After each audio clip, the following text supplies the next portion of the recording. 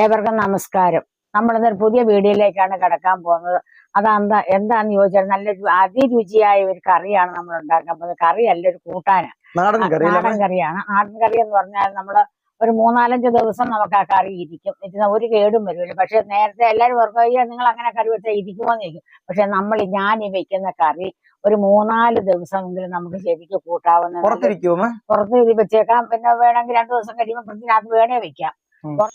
ഈ വെണ്ടയ്ക്ക വെച്ച് നമ്മൾ ഉണ്ടാക്കുന്ന കറി ഒരു തീയലാണ്. ആ തീയലിന് വെണ്ടയ്ക്ക മാത്രം പോരാ, അതിന് കുറച്ച് ചുമന്നുള്ളി വേണം, കുറച്ച് പച്ചമുളക് വേണം, 2 ഇച്ചിരി തേങ്ങ കൊത്ത് വേണം. ഇതൊക്കെ ഇട്ടാണ് നമ്മൾ ഈ തീയൽ വെക്കുന്നത്. അപ്പൊ ഈ തീയലുണ്ടല്ലോ, നമുക്കൊരു 3-4 ദിവസം ഇരുന്നോളൂ. ഈ തീയലിന് ഒരു കുഴപ്പവും വരാതെ ഈ തീയലിരിക്കും. അപ്പൊ അതിനുവേണ്ടി നമ്മൾ എടുത്തിട്ടുള്ള വെണ്ടയ്ക്കയാണ് ഇതില്ലേ? ഒത്തിരി വെണ്ടയ്ക്ക വേണ്ട അല്ലേ? വേണ്ട. ഇതിപ്പോ ഒരു 1/4 കിലോ അത്രയും വെണ്ടയ്ക്ക ഉള്ളൂ അല്ലേ? 1/4 കിലോ കുറവാണ്. കണ്ടോ, എത്രയും വെണ്ടയ്ക്ക ഉള്ളൂ. നല്ല മൂക്കാത്ത വെണ്ടയ്ക്ക വേണം. നമുക്ക് കൂടുതൽ വേണമെങ്കിൽ കൂടുതൽ ഉണ്ടാക്കി വെക്കാം. അപ്പൊ ഒരു 1/4 കിലോ വെണ്ടയ്ക്ക എടുത്തിട്ടുണ്ട്. പിന്നെ അതിന്റെ കൂടെ നമ്മൾ എടുത്തിട്ടുള്ള ചുമന്നുള്ളി, 1/4 കിലോ ചുമന്നുള്ളിയാണ്. അപ്പൊ സെയിം ആണ്. വെണ്ടയ്ക്കയുടെ അളവും ചുമന്നുള്ളിയുടെ അളവും ഒരേ അളവിലാണ് നമ്മൾ എടുത്തിട്ടുള്ളത്. അപ്പൊ അത് തന്നെയാണ് ഈ കറിയുടെ ഒരു ഹൈലൈറ്റ് എന്ന് പറയുന്നത്. കാരണം രണ്ടും സാധാരണ വെണ്ടയ്ക്കത്തിയിൽ വെക്കുകയാണെങ്കിൽ വെണ്ടയ്ക്ക മാത്രം ഉപയോഗിച്ചാണ് തീയിൽ വെക്കുന്നത്. ഉള്ളിത്തീയിൽ വെക്കുകയാണെങ്കിൽ ഉള്ളി മാത്രം ഉപയോഗിച്ചാണ് വെക്കുന്നത് അല്ലേ? അപ്പൊ ഇതിപ്പോ നമ്മൾ രണ്ടും ഉണ്ട്. അപ്പൊ അതിന്റെ ടേസ്റ്റ് ഒരു വ്യത്യസ്തമാണ്. പിന്നെ ഇതിന്റെ കൂടെ എന്നാ പച്ചമുളകും തേങ്ങയും, പച്ചമുളക്, തേങ്ങാക്കൊത്ത്, പിന്നെ വേറെ കുറെ സാധനങ്ങളുണ്ട്. അതൊക്കെ നമുക്ക് വഴിയെ കാണാം അല്ലേ? അപ്പൊ നമുക്കൊരു കാര്യം ചെയ്ത് വെണ്ടയ്ക്കായും പുളിയൊക്കെ നമുക്ക് വേറെ വേറെ അരിയണം. എല്ലാം വേറെ വേറെ അരിയണം അല്ലെ? ഒന്നിച്ചരിയണ്ട അല്ലെ? വെണ്ടയ്ക്ക നമ്മൾ ഇങ്ങനെ കണ്ടിച്ചേച്ച് നമ്മൾ കഴുകരുത്. കഴുകി കഴിഞ്ഞാൽ ഇതിനകത്തൂടെ വെള്ളം ഇതിനകത്ത് കയറി കഴിയുമ്പോൾ ആ കറി നമുക്ക് വെച്ചിരുന്ന ശരിയാവില്ല. ആ വെള്ളം പോവില്ല. ആ വെണ്ടയ്ക്ക തന്നെ ഞോളപ്പം വരും അരിയുമ്പോൾ. അപ്പൊ ഞാൻ ഈ വെണ്ടയ്ക്ക രാവിലെ കഴുകി നല്ല പോലെ പാത്രത്തിനകത്ത് വെച്ച് വെള്ളം തോർന്ന് നല്ലതേ, ഒരു ശകലം പോലും വെള്ളമയമില്ല. അപ്പൊ ഞാൻ ഇത് 2 അറ്റവും കണ്ടിച്ചിട്ടില്ല. 2 അറ്റവും കണ്ടിക്കാതെ വേണം വെണ്ടയ്ക്ക കഴുകാനൊക്കെ ഉണ്ട്. അപ്പൊ ഇങ്ങനെ കടയിൽ നിന്ന് വാങ്ങിക്കുന്ന രീതിയിൽ തന്നെ ഇരിക്കുവാണ്. അപ്പൊ ഇത് വെണ്ടയ്ക്ക അത് ഇങ്ങനെ നമ്മളിങ്ങനെ കീറും 4 വേറെ കാര്യമുണ്ടമ്മേ, അമ്മ ഈ വെണ്ടയ്ക്ക ചിലപ്പോ തുണിയിലിട്ടാറില്ലേ പെട്ടെന്ന് എവിടെയാണെങ്കിൽ തുണിക്കകത്ത് നിരത്തി വെക്കാം. അപ്പൊ അങ്ങ് വെള്ളം പോകും. അതെ, ഇങ്ങനെ ഒരു വെണ്ടയ്ക്ക മുറിച്ചിട്ട് നമ്മൾ കഷ്ണം 4ആയിട്ടേ കീറുള്ളൂ. ഒത്തിരി കുനുകുനാ നമ്മൾ അരിയുന്നില്ല.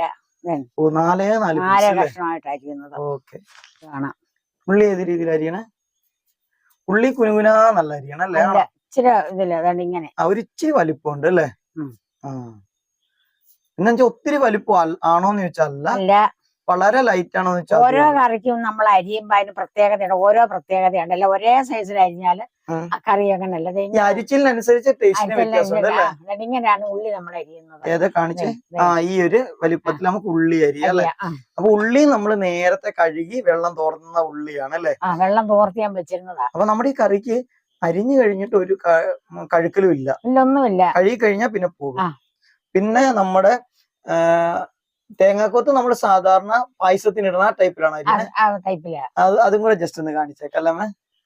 പായസത്തിന് നമ്മൾ വറക്കാനായിട്ട് അരിയത്തില്ല, അതുപോലെ ഇത്രയും വലിപ്പത്തിൽ അല്ലേ? അതുകൊണ്ട് അല്ലെങ്കിൽ നടുവ് ഇങ്ങനെ കീറും അല്ലെ? അതിങ്ങനെ യെസ്, ഞാൻ പഠിച്ചു വിട്ടു ഇപ്പൊ ഇതിന്റെ സാധനങ്ങളൊക്കെ ഉണ്ടാക്കാനായിട്ട്. ഇങ്ങനെ ഇരിക്കാൻ തേങ്ങാക്കൊത്ത് നമ്മൾ അരിയുമ്പോഴേ. അപ്പൊ അതും അരിയാം, മൊത്തം അരിഞ്ഞുമ്പോ കാണിക്കാനി. അപ്പൊ ഇനി ഒരു കാര്യം, നമുക്ക് എല്ലാം അരിഞ്ഞു വെച്ചിട്ട് ബാക്കി ചേരുവകളും ഒക്കെ നമുക്ക് കാണാം. അപ്പൊ നമ്മൾ തീയലിനുള്ള എല്ലാ സാധനങ്ങളും അരിഞ്ഞിട്ടുണ്ട്. ചുമന്നുള്ളി അരിഞ്ഞിട്ടുണ്ട്, തേങ്ങ അരിഞ്ഞു, പിന്നെ വെണ്ടയ്ക്കയാണ് നമ്മുടെ ഇതിന്റെ മുഖ്യ വെണ്ടയ്ക്കയാണ്. പിന്നെ കുറച്ച് പച്ചമുളകുണ്ട്. പുളി ഇതിന് വെണ്ടയ്ക്ക തീയലിന് പുളി കുറച്ച് മതി. ഒരു ചെറിയ നെല്ലിക്കയുടെ അത്രയും മുഴുപ്പേ ഉള്ളൂ. പുളി കുറച്ച് മതി വെണ്ടയ്ക്ക തീയലിന്. പിന്നെ കടുക് പൊട്ടിക്കാൻ 2 പച്ചമുളക് എടുത്തിട്ടുണ്ട്, കരിയാപ്പലി എടുത്തിട്ടുണ്ട്. അപ്പൊ നമുക്ക് ഈ ഉള്ളി ഇതൊക്കെ പ്രത്യേകം വരട്ടിയെടുക്കണം. പൊടിവർഗ്ഗങ്ങളൊന്നും ഇപ്പൊ നമ്മൾ കാണിക്കുന്നില്ലല്ലേ? അപ്പൊ ആദ്യം എന്താ ചെയ്യേണ്ടതെന്ന് വെച്ചാൽ ഇതെല്ലാം ഓരോന്ന് വഴറ്റി അല്ലേ? അപ്പൊ ഇത് 3 നമുക്ക് വഴറ്റി മാറ്റി വെക്കാം. എന്താണ്? അപ്പൊ നമ്മൾ ആദ്യം ഈ തേങ്ങാക്കൊത്ത് നമുക്ക് വറുത്തെടുക്കാം. അപ്പൊ ചട്ടിക്കകത്ത് നമ്മളൊരു ശകലം വെളിച്ചെണ്ണ ഒഴിച്ചിട്ടുണ്ട്. പേരിന് മാത്രമേ ഉള്ളൂ. അപ്പൊ നമ്മൾ ഈ പാത്രമാണ് ശകലം വെളിച്ചെണ്ണ. അടുത്തൊരു പാത്രം നമ്മൾ വെച്ചിട്ടുണ്ട്. അതിനകത്ത് വെളിച്ചെണ്ണ എന്ന് വെച്ചാൽ ഉള്ളി നമുക്ക് അങ്ങോട്ട് ഉള്ളിയുടെ വെള്ളം ഒന്ന് പറ്റട്ടെ.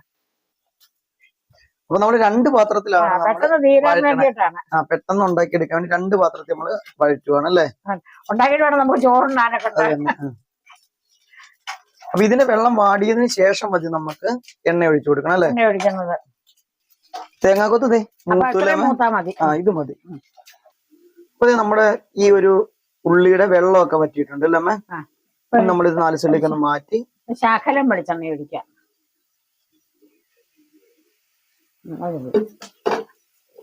അത് മൂത്തു അത് ആകുമ്പോ തന്നെ ഉണ്ടോ ഓക്കെ ആയി. ഇനി ഒന്ന് വഴറ്റിയെടുത്താൽ മതി. വഴറ്റിയെടുത്താൽ മതി.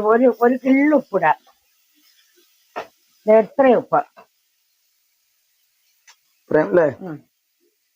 അത് പെട്ടെന്ന് മൂക്കാനുള്ളതാ. അപ്പൊ നമ്മൾ വല്ല ഈ വരട്ടുന്ന എന്തിനാന്ന് ചോദിച്ചാൽ നമ്മുടെ കറി കേടാവാതിരിക്കാനാണ്. അല്ലെങ്കിൽ നമുക്ക് പച്ചക്ക് ഏതൊക്കെ അടുപ്പ് വെച്ച് വേവിച്ച കറി വെച്ചാൽ മതി.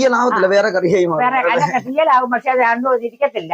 അന്ന് തന്നെ കൂട്ടാനേ കൊള്ളാവുള്ളൂ. വളിച്ചു പോകും. നമുക്ക് വെണ്ടയ്ക്കായും കൊണ്ട് ഇതിനകത്തോട്ട് ഇടാം. അപ്പൊ നമ്മുടെ തേങ്ങ വഴറ്റി ആ ഒരു പാത്രത്തിലേക്ക് നമ്മൾ വെണ്ടയ്ക്ക ഇട്ടു. അപ്പൊ ഒരിടത്ത് വെണ്ടയ്ക്കയും ഒരിടത്ത് ഉള്ളി ഒക്കെ 2 ഗ്യാസിലാണ് നമ്മൾ ഉണ്ടാക്കണം. അതുകൊണ്ട് തന്നെ തപ്പേന്ന് ഈ സാധനം അങ്ങ് റെഡിയായി കിട്ടും. ഇത് രണ്ടായിട്ട് വഴറ്റണതിന്റെ കാര്യം എന്താന്ന് ചോദിച്ചിട്ടുണ്ടെങ്കിൽ ഇതിനൊക്കെ ഓരോന്നിനും ഓരോ മൂപ്പ് അല്ലേ? കാരണം ഉള്ളി മൂക്കുന്നത് പോലെ വെണ്ടയ്ക്ക മൂക്കത്തില്ല. അപ്പൊ നമ്മൾ ഒന്നിച്ചിട്ട് കഴിഞ്ഞിട്ടുണ്ടെങ്കിൽ എല്ലാം കൂടെ കേടായി പോകാൻ സാധ്യതയുണ്ട്. പ്രോപ്പറായിട്ട് മൂക്കത്തില്ല അല്ലെ?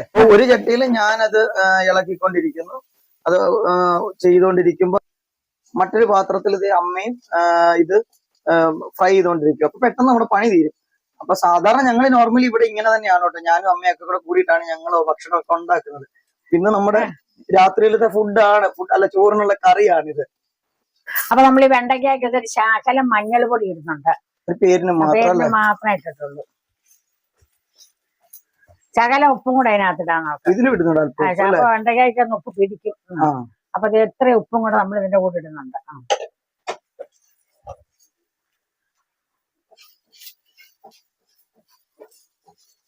അപ്പൊ നമ്മുടെ ആ വെജിറ്റബിൾ ഒക്കെ വഴറ്റിക്കൊണ്ടിരിക്കുന്ന സമയത്ത് തന്നെ നമ്മുടെ കണ്ടില്ലേ ഒരു കുഞ്ഞ് ഒരല്പം കണ്ടില്ലേ എത്രയും പുളി കൊണ്ടുള്ളൂ. ഈ പുളി നമുക്കൊന്ന് വെള്ളത്തിൽ ഇപ്പോഴേ ഇട്ട് വെച്ചേക്കല്ലേ?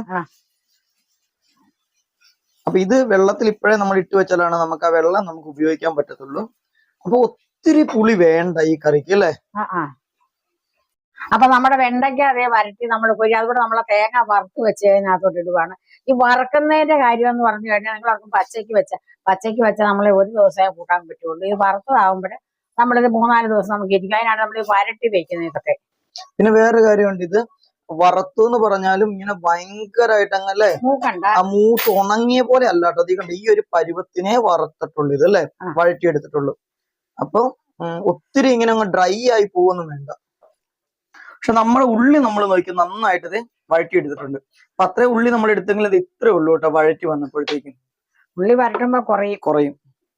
വഴറ്റൽ പരിപാടികളെല്ലാം കഴിഞ്ഞു കേട്ടോ. ഇനിയിപ്പോ നമ്മളിത് നമ്മുടെ കറിയുടെ ലാസ്റ്റ് പ്രിപ്പറേഷനിലേക്കാണ് പോകുന്ന. തീയലിന്റെ ഭയങ്കര ടേസ്റ്റ് ആണ് കേട്ടോ ഇത്.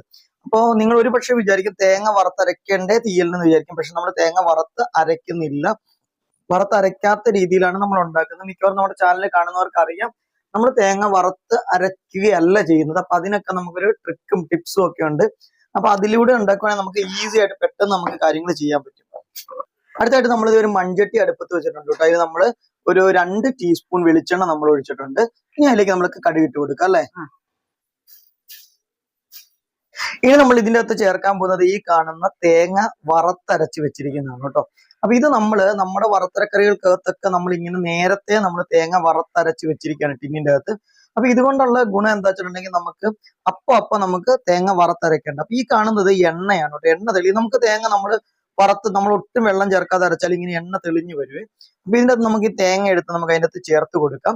പിന്നെ ഇത് എങ്ങനെയാണ് ഉണ്ടാക്കണമെന്ന് ചോദിച്ചിട്ടുണ്ടെങ്കിൽ നമുക്കൊന്നുമില്ല, വെറും തേങ്ങ വറക്കുക. കൊട്ടത്തേങ്ങയൊക്കെ ആണെങ്കിലും ഒക്കെ വറക്കല്ലേ? ഏത് തേങ്ങയാണെങ്കിലും തേങ്ങ നന്നായിട്ട് വറുത്തിട്ട് അരച്ച് നിങ്ങൾക്ക് മിക്സിക്കകത്ത് അരച്ച് വെക്കാം കേട്ടോ. മിക്സിക്കകത്ത് നന്നായിട്ട് വെള്ളം തൊടാതെ അങ്ങ് അരച്ചങ്ങ് വെച്ചിരുന്നിട്ടുണ്ടെങ്കിൽ അതവിടെ ഇരുന്നോളും, കേടാവത്തില്ല. എത്ര നാള് 2-3 മാസമൊക്കെ ഇതിരിക്കും ഈസി ആയിട്ട്.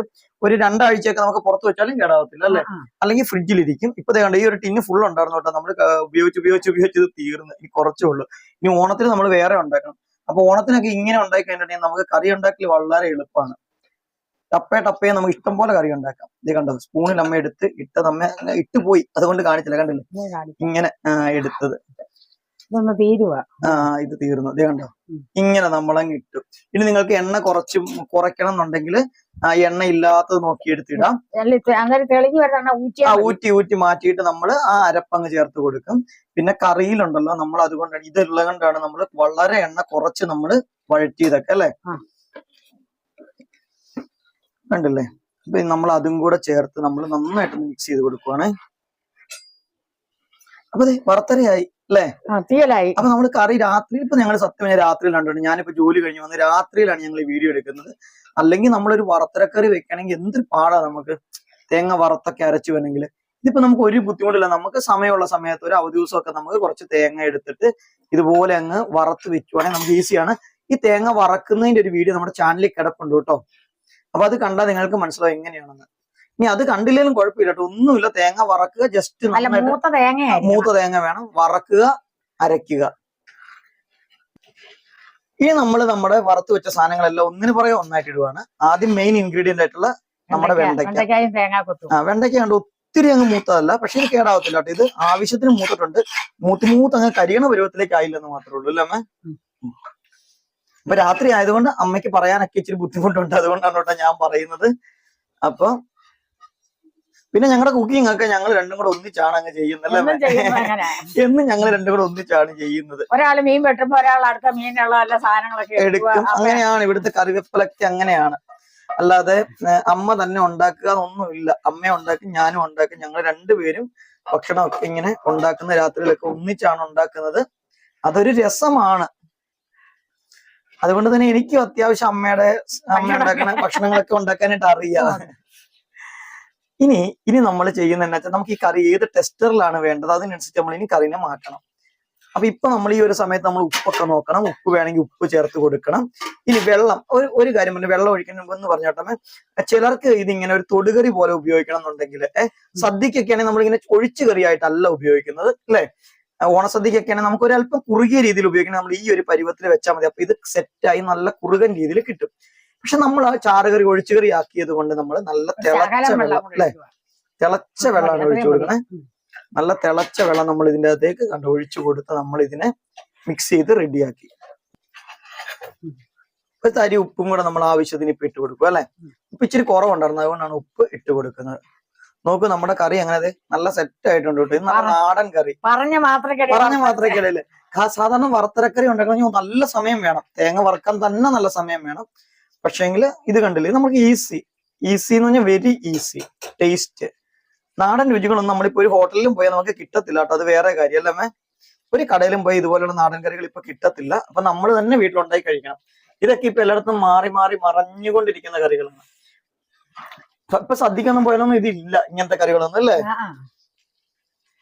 നമ്മുടെ കറി ഇത് എങ്ങനെ സെറ്റ് ആയിട്ടുണ്ട്. നമ്മുടെ ഇത് പ്രത്യേകത ഇത് കണ്ടോ, ഇത് അമ്മ ഉണ്ടാക്കിയ തിരികടയാണ് കേട്ടോ. ഇത് നമ്മുടെ വാഴവള്ളി കൊണ്ട് ഉണ്ടാക്കിയതല്ലേ. വാഴവള്ളി തിരികടയാണ് കേട്ടോ. കാണാൻ നല്ല ഭംഗിയില്ലേ, നിങ്ങൾ കണ്ടില്ലേ? ഇരിക്കണ കാണാൻ നല്ല ഭംഗിയില്ലേ. ഇത് വാഴവള്ളി കെട്ടി അമ്മ ഉണ്ടാക്കിയ തിരികടയാണ് കേട്ടോ. ഇപ്പോഴും തിളയ്ക്കുക. കാരണം എന്താ വെച്ചിട്ടുണ്ടെങ്കിൽ മൺചട്ടിയുടെ ഒരു ഗുണമാണ് അല്ലേ അമ്മേ. ഇങ്ങനെ കറി ഇളക്കരുത് കേട്ടോ. ഞാൻ നിങ്ങളെ കാണിക്കാൻ വേണ്ടി ഇളക്കിയതാണ്. കറി ഉണ്ടാക്കി ഇളക്കരുത് അല്ലേ. കറി സൈഡിൽ നിന്ന് എടുക്കണം. ഞാൻ ഇങ്ങനെ ഇട്ട് ഇളക്കണ പോലെ നിങ്ങൾ ഇളക്കരുത്. ഞാനിപ്പോ നിങ്ങളെ വീഡിയോയിൽ ഒന്ന് കാണിക്കാൻ വേണ്ടി മാത്രം ഇളക്കിയതാണ്. അതൊക്കെ കറി കേടാകാതിരിക്കാനുള്ള ചില കാര്യങ്ങൾ അല്ലേ. അപ്പൊ കണ്ടോ നമ്മുടെ വെണ്ടയ്ക്കയുടെ പീസസ് ആയിട്ട് ഇങ്ങനെ ഉണ്ട്. ഇത് ഒത്തിരി അങ്ങ് വറന്നു പോയി കഴിഞ്ഞാൽ വേറെ രീതിയിലാകും. ഇതാണ് ഫ്രഷ് ആയിട്ടുള്ള നല്ലൊരു ടേസ്റ്റും കിട്ടും, കേടാവത്തുമില്ല. അപ്പൊ നമ്മുടെ തിരികടയിൽ വാഴത്തിരികടയിൽ ഇരിക്കുന്ന നമ്മുടെ വെണ്ടയ്ക്ക തീയൽ അങ്ങനെ സെറ്റ് ആയിട്ടുണ്ട്. ഇത് ഓണത്തിനൊക്കെ വേണമെങ്കിൽ നിങ്ങൾക്ക് ഉപയോഗിക്കാം, സദ്യക്ക് ഉണ്ടാക്കാം, വിരുന്നുകാർ വരുവാണെങ്കിൽ ഉപയോഗിക്കാം, ഒക്കെ ഉപയോഗിക്കാം അല്ലെ. എപ്പോ വേണമെങ്കിലും വെക്കാം.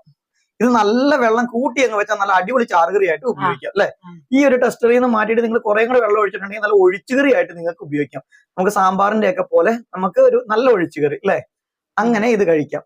അപ്പൊ വേറെ രുചിയായിരിക്കും. ഈ രുചി കിട്ടത്തില്ല. അപ്പൊ നമ്മുടെ വെണ്ടയ്ക്ക തീയൽ നല്ല റെഡി ആയിട്ടാണ്. നല്ല അടിപൊളി കറിയാണ്. നിങ്ങൾക്ക് എന്റെ വെണ്ടയ്ക്ക കറി ഇഷ്ടപ്പെട്ടു കാണുമെന്ന് ഞാൻ വിശ്വസിക്കുന്നുണ്ട്. അടുത്തൊരു വീഡിയോ ആയി വരുന്നവരെ നിങ്ങൾക്ക് എല്ലാവർക്കും എന്റെ നന്ദി, നമസ്കാരം.